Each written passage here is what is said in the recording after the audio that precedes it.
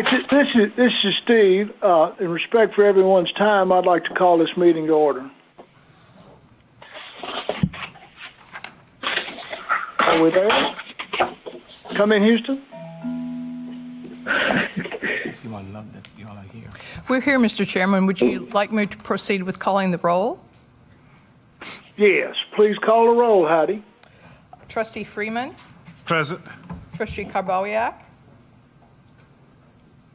Trustee Smith. Here.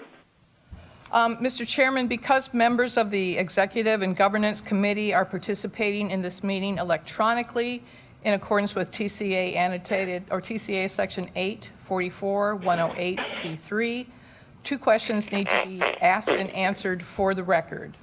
So first, Chairman Smith, I would ask if you are able to hear us clearly from this location and others participating via phone so you can participate in this meeting. And secondly, are there other individuals in the room with you? If so, please identify them. I hear fine. That's not really true, but I can hear the conversation, and I'm by myself. All right. Of those present here in the Miller Education Center meeting room, are you able to hear the committee member participating electronically? If so, please signal in the affirmative. Yes. Minutes will reflect a response in the affirmative. Are there any other individuals present on the line? If so, please identify yourself. Yes, this Heidi, is Pete DeLay. And this is Pam Wright.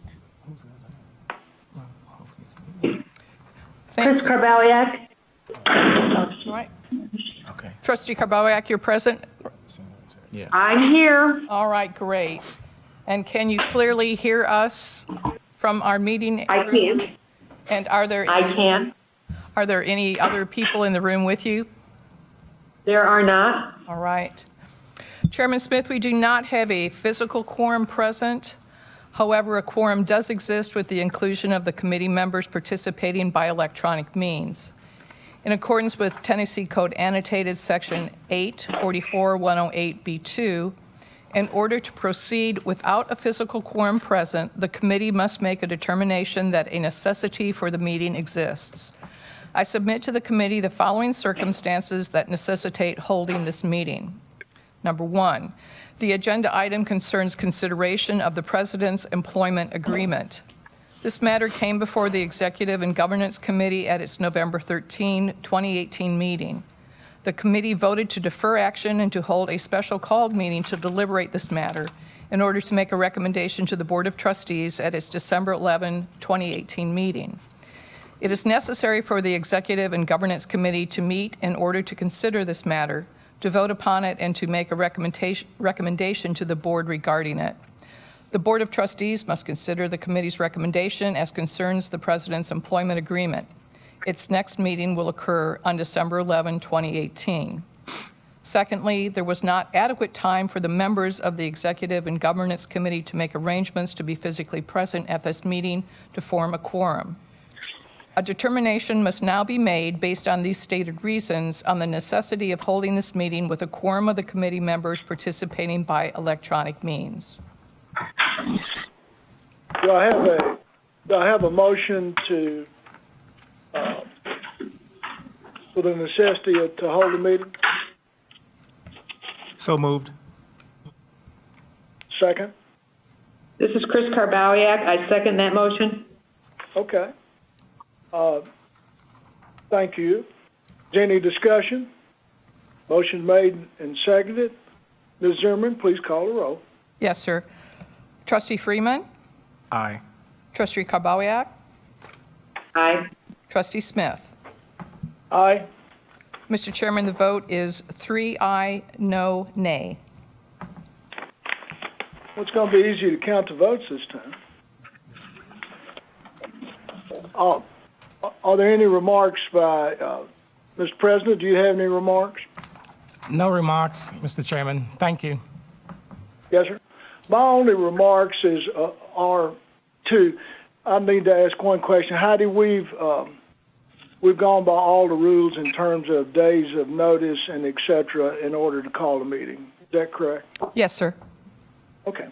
And two, as a little background, in March 18, this committee met and asked the chairman of the Finance Committee, Joy Jacobs, to negotiate and come to a contract with the president, and that's the reason we're on the line today.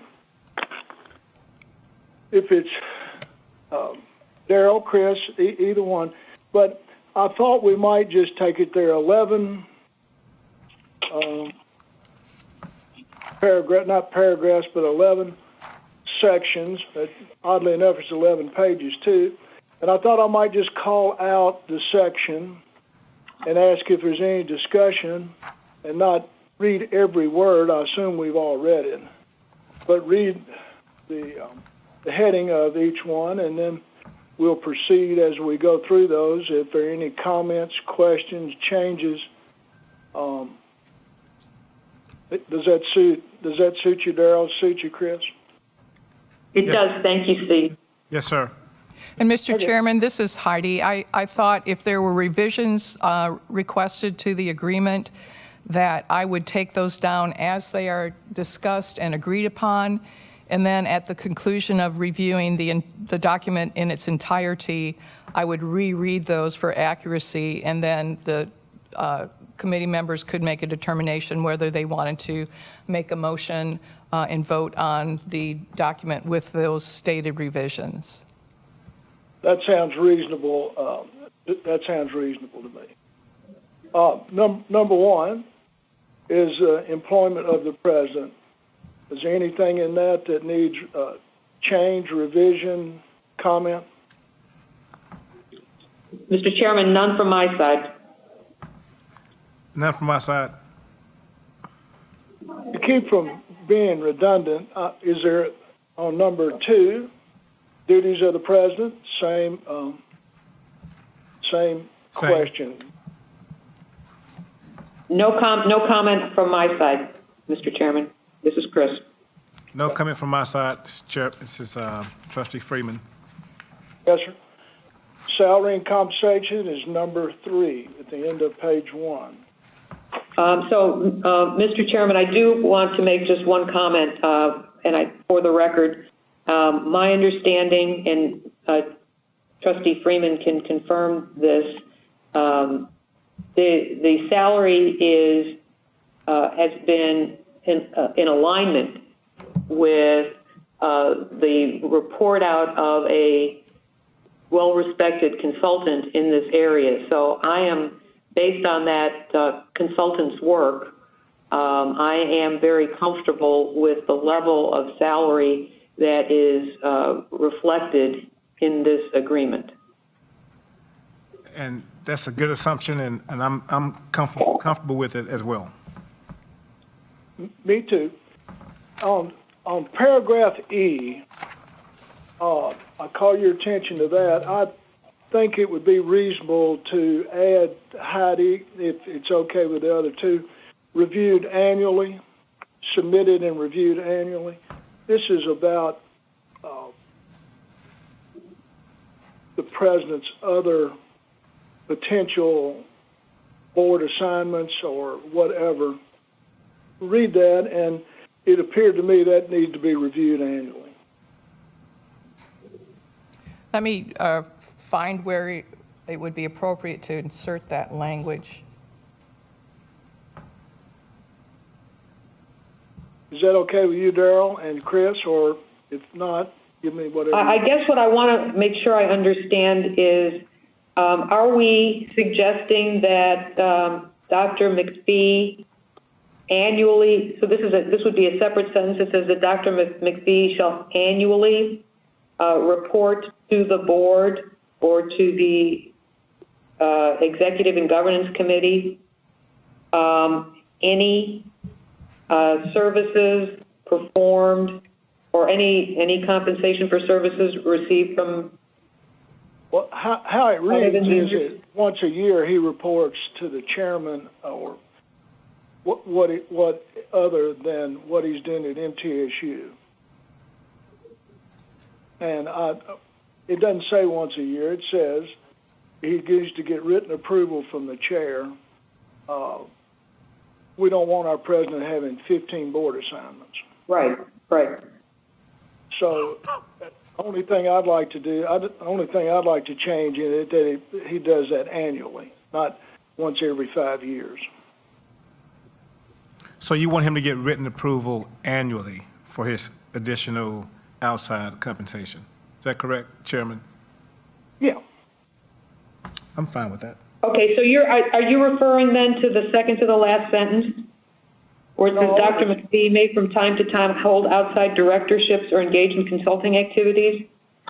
And that he shall report annual leave for any time spent on directorships. I think if I understand what you're asking for, Mr. Chairman, is that prior to engaging in any outside directorships or consulting services, he needs to get your prior approval or the chair's prior approval. That's how I read it. I just wanted to put it on an annual basis so that we don't go a year. Well, I would want him to, frankly, I would want him to say that in advance, not just on an annual basis. I guess I would like to have almost real-time updates. It suits me. We have a term, we haven't accepted any contract, but it's suggested that a 5-year contract, and I think that's good. I'm happy with that. There probably needs to be some period of time in which the chairman's brought up to speed on requests. So I guess there's two things in this paragraph, and maybe I will defer to legal counsel here, Heidi. There's two things in this paragraph. The first one is that Dr. McPhee cannot receive salary benefits or other compensations for service as president from any source other than from the university, except with the prior written approval of the chair and subject to the conflict of interest laws. That's one thing, which is basically being paid as president of the university, but by like a foundation perhaps. The second piece is where it says that Dr. McPhee from time to time may hold outside directorships where he can retain any compensation or fees. But I don't read anywhere where it says that the outside directorship or consulting services need to get the approval of the chair of the board. The only approval of the chair of the board relates to this compensation for service as president. At least that's the way I read that. Heidi, do you read that the same way? I think that's reasonable interpretation. Well, So I read it where it says the president from any other source other than the university has to get written approval of the chair. Right, for service as president.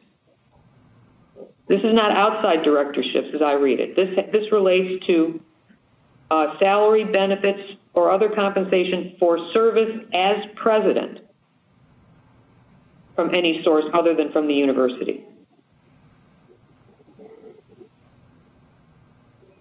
So that would be like a booster club that says, wow, Dr. McPhee, you did a great job. We want to give you a $10,000 bonus for the fact that, this new scholarship program was announced or something. So if he served on your board and got paid, he could have a dozen of those? Well, that's the way it reads right now. That's not how I read it, but I know you're... It says right now, yeah, because it says that relates to compensation for service as president. That's the first piece. Then the second piece is basically saying, however, from time to time, he can hold outside directorships or engage in consulting services, and he can retain that money. But there's nothing that says, to your point, Mr. Chairman, that he needs to, number one, notify the board, or two, receive prior written authorization from the board. I do think that is one or both of those is probably a reasonable kind of at least a notification, to your point, because I know in my company, as an employee of my company, I should not become a board member of another enterprise without clearing it through the proper compliance channels, because I owe my company a duty of loyalty and to provide, obviously, full-time service to the company. And anything that might distract from that needs to have prior notice and approval. So I think you raised a very interesting point, and a very good one, Mr. Chairman. I think at a minimum, we should require, in the second piece of this paragraph E, to say that he can hold these outside directorships or engage in consulting activities with prior notice to the board chair. Could I suggest an added sentence at that point then, right after that sentence that says he can engage in those activities? Something to the effect of Dr. McPhee shall secure written approval of the chair of the board prior to holding outside directorships or engaging in consulting activities. That would suit me fine. That would suit me as well. I think that's a good, yeah. I think that's a good add. Is there anything else in section 3?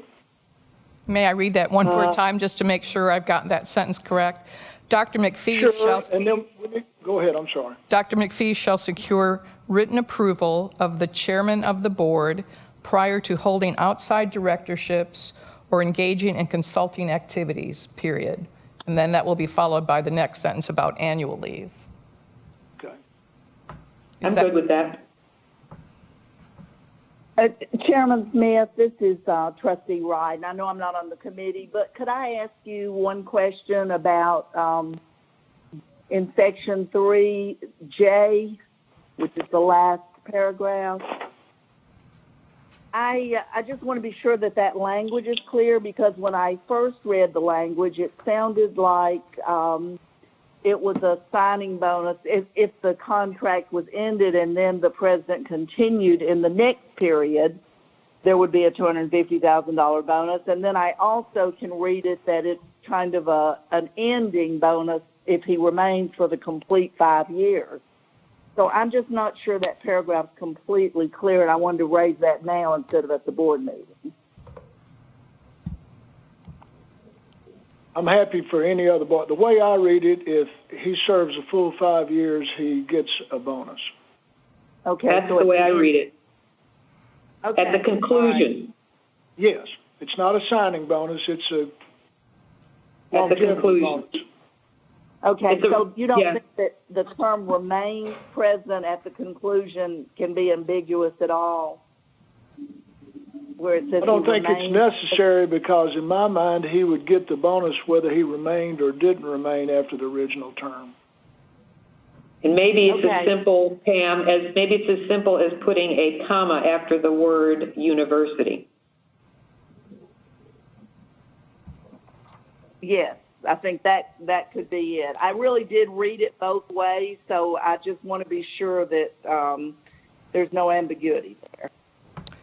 So maybe what we can say, maybe what we could do is just put a comma after the phrase president of the university, comma. I agree. Do you agree with that, Darrell? Is that okay with you, Darrell? Yes, sir. Thank you. And the wording on E was okay with you as well? Yes, sir. Okay. Let's go to, thank you, Pam. Let's go Sure. to faculty appointment. Are there any questions, comments, revisions, suggestions?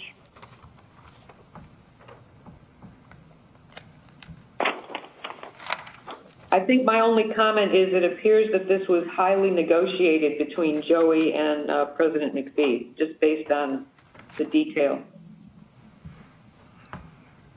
That's my assumption as well. Number 5.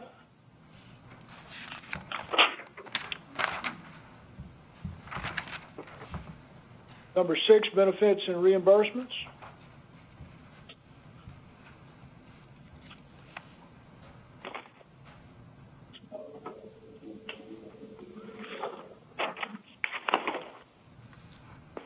I have a question on F6, Fred. Should there be a cap on that, or is there a yearly accounting of that? Either, I'm good either way, but my thought would be there should be a cap and then a yearly tally. I think that makes a lot of sense because, well, at least the yearly tally piece, because while there is a check and balance in this provision, because it has to be reviewed and approved by the Vice President for Business and Finance, the foundation, or the chair of the Audit and Compliance Committee, at least in one case, which is the Vice President of Business and Finance, that is a staff member.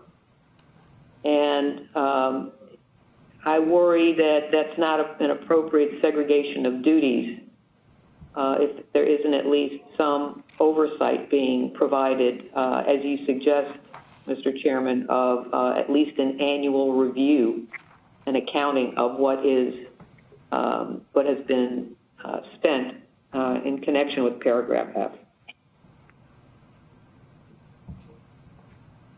What do you think, Darrell? I'm in agreement with Christine Kobowiak. And Chairman, did you want to put a dollar amount on it? Is what you were trying to get to? Well, I'm not torn up about it, but I'm just, in baseball, when you argue a rule, you argue the absurd part of it. So let's say she had 20 invitations to speak around the world, and airfare could be $50,000. So let me ask the finance person, Alan, what the number has been historically. Then maybe we can come up with a number that goes there. So what has she spent historically, Alan? Do you know? Well, I don't think we. Alan's coming to the mic right now, our financial expert. Thank you, sir.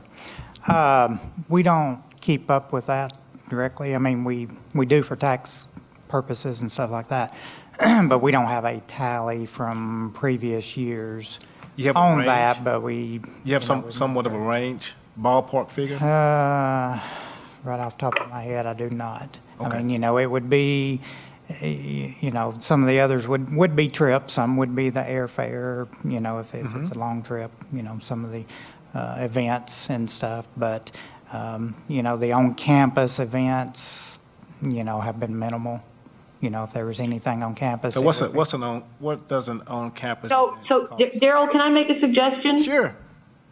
Maybe rather than putting in a number in this agreement at this point, maybe what we say is that the board shall, from time on an annual basis, establish a reasonable cap Okay. on the expenses to be that would be allowed under the provisions of this paragraph, something like that, so that you can take a look at the accounting, obviously for what happened in the past, and then looking forward, say, well, it looks like, we need to increase because the activity level is such that it warrants an increased cap. I hate to put a specific cap here, not knowing what might be coming down the pike, and it might be limiting. Okay. The other thing we could do is, in addition to setting a cap on an annual basis, that we could also provide that from time to time, the board chair, may from time to time increase the cap based on a reasonable assessment of need or something like that. Okay. I think Heidi is busy working that out right now. Thank Yeah, you, sir. and we can do that, so. Thank you. Does that work for you, Mr. Chairman? Absolutely. I was just thinking of something ridiculous that could happen, and so I think that'd be fine. Well, let me, Number 7. well, let me, Hawkins, if I may, please read what I think you would like revised to provision 6F. At the very end, add on these three sentences. The Board of Trustees shall annually establish a reasonable cap on the expenses allowed by this paragraph F. From time to time, the board chair may increase the cap based on need. And then an annual accounting of expenses will be provided, and that I don't think you indicated to whom. Do you want it provided to the board or to the Audit and Compliance Committee or the Executive I think and Governance? either the Executive and Governance Committee, because this is sort of the residence of this contract, or to the Audit and Compliance Committee. Either one. I would defer to the board chair on his determination on that. I think audit is appropriate. Okay. All right. 7, university policies, procedures. 8, termination.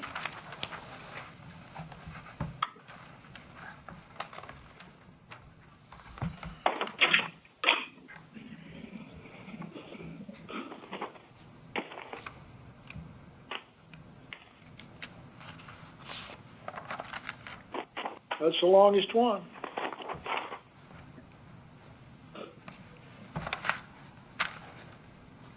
9, mediation.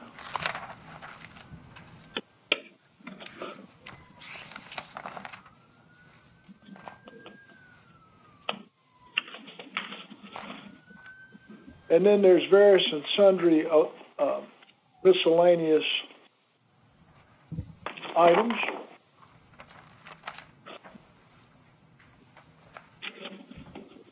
So do I have a motion to approve the contract as, is the right word amended, Chris, or as changed, or whatever? So I make a motion that we approve the contract with the changes that legal counsel has currently drawn up. And just for the motion, if I may repeat those revisions. Sure. Hold on a second, I'm finding my spot. So paragraph or provision 3E would add a sentence just prior to the current last sentence that reads, Dr. McPhee shall secure written approval of the chair of the board prior to holding outside directorships or engaging in consulting activities. In 3J, on the next page, if Dr. McPhee remains president of the university, comma, at the conclusion of the original term of this agreement on December 10, 2023, the university agrees to pay Dr. McPhee a bonus of $250,000. And then on 6F, at the very end, the added sentences would read, the Board of Trustees shall annually establish a reasonable cap on expenses allowed by this paragraph F. From time to time, the board chair may increase the cap based on need. An annual accounting of expenses will be provided to the Audit and Compliance Committee. And those are the only revisions that I have currently. I'm happy to make those a part of my motion. Thank you. This is Trustee Karbaliak. I second the motion. Then all in favor say aye. Aye. I need to make a call for a roll call vote. I'm sorry, just for the Yeah, record. okay, sure. Sorry. Trustee Freeman? Aye. Trustee Karbaliak? Aye. Trustee Smith? Aye. 3 ayes, no nays. That concludes our Motion meeting, carries, unless Mr. there's- Chairman. I'm sorry. Motion carries. Motion carries unanimously. Thank you. So may I ask a point of clarification? So the next step will be a revision of the contract before it's presented with these changes to the board, which then must vote on it the entire board must vote on it? Is that the next step? If that is what the committee directs, yes. I think that's correct. Reasonable. So then I will make Okay. the revisions as voted upon, and the revised contract will be included in the board materials for its next meeting of December 11. And you don't need a motion to move that there, do you? No, Okay, awesome. you've made and seconded and voted on that motion. Well, thanks everybody for their time, and look forward to seeing all of us on the 11th. Thank you, Mr. Chairman. Thank you. Bye-bye. Thank you. Bye-bye.